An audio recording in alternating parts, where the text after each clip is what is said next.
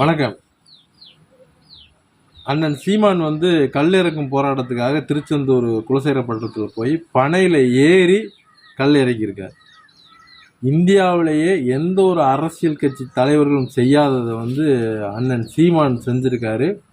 இந்த வயசுலேயும் அவர் உடல்லையும் மனதிலையும் வலு இருக்கிறனால தான் தன்னம்பிக்கை இருக்கிறனால தான் இது சாத்தியமாயிருக்கு. இதே வேறு எந்த அரசியல் கட்சி தலைவர்களாச்சும் இதை செய்ய முடியுமா? நம்ம இதில் என்ன தெரிஞ்சுக்கணும் அப்படின்னாக்க, நமக்காக யார் உண்மையிலேயே மக்களுக்காக உழைக்கக்கூடிய தலைவனை இதில் தெரிஞ்சுக்கணும்.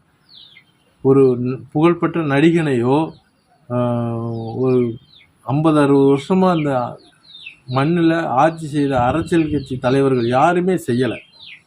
தடை தான் போட்டுட்ருக்காங்க கல்லுக்கு. இதை பார்க்குறதுக்கு முன்னாடி தமிழ்நாட்டில் 1 கோடி பேர் குடிக்கிறாங்க. அதில் 70 லட்சம் பேர் தினந்தோறும் குடிக்கிறாங்க. அதில் 30 லட்சம் பேர் ஒரு நாளைக்கு 2 வேளை குடிக்கிறாங்க. சராசரி ஒரு நாளைக்கு 1 கோடி பாட்டில் மது விற்பனை ஆகுது. சராசரி 140 ரூபா ஒரு பாட்டில், 5 ரூபா கமிஷன் வேறு. அங்கீகரிக்கப்பட்ட ஊழல் சொல்கிறாங்கல்ல, அது டாஸ்மார்க்கில் தான் நடக்குது. இப்போ இதனால் ஏதாச்சும் கிராமப்புற வளர்ச்சி இருக்கா?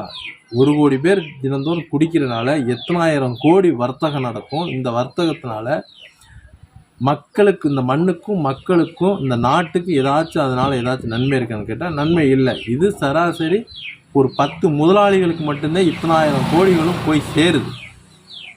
அப்போ கல்லின் அவசியத்தை நம்ம தெரிஞ்சுக்கணும். அதில் கிட்டத்தட்ட ஒரு 15 லட்சம் வேலை வாய்ப்புகள் இருக்குது. கிட்டத்தட்ட வருஷத்துக்கு 2-3 லட்சம் கோடி வர்த்தகம் இருக்குது. இது போகிற போக்கில் சொல்லிட்டு போகிறது இல்லை. அதற்கு அண்ணன் இன்னைக்கு அந்த போராட்டத்தை முன்னெடுத்திருக்காரு. இது உண்மையிலேயே வாழ்த்துக்களை தெரிவிக்கணும். மக்கள் 2026 தயவு செய்து சிந்திச்சு வாக்கு செலுத்துங்க. நாம் தமிழர் கட்சி என்பது அது தமிழர்களுக்குமான கட்சி மட்டும் இல்லை, தமிழர் நிலத்தில் வாழ்கிற ஒவ்வொருத்தருக்குமான அது கட்சி கொள்கையும் கூட. இது புரிஞ்சு தயவு செய்து ஆதரவு தெரிவிக்கணும். கல்லை பற்றி, கல் இறக்குவதை பற்றி, அதில் இருக்க வேலைவாய்ப்பு பற்றி, பொருளாதாரம் பற்றி, கிராமப்புற வளர்ச்சியை பற்றி கண்டிப்பாக நான் பதிவு பண்ணியிருக்கேன். நீங்கள் பாருங்கள். திருப்பி நான் தெளிவாக பதிவு பண்ணுறேன். நன்றி.